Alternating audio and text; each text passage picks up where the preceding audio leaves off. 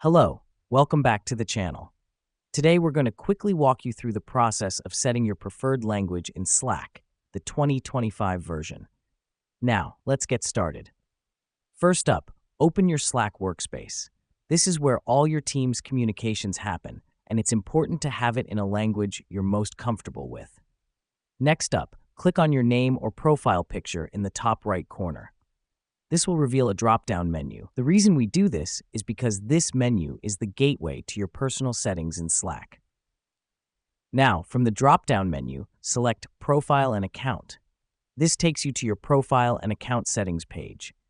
It's crucial to understand that this is the hub for all your personal preferences in Slack, including your preferred language. Once you're there, click on Preferences.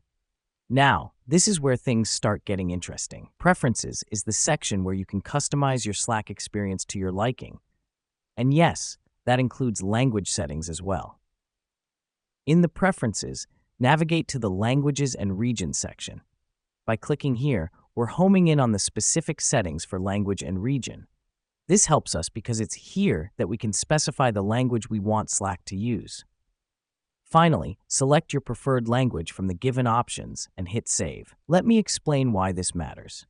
Not only does this make Slack's interface display in your chosen language, but it also determines the language for spell check.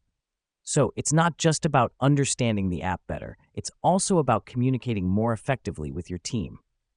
And that's it. Now you've successfully set your preferred language in Slack. Remember, you can always come back and change it if you need to.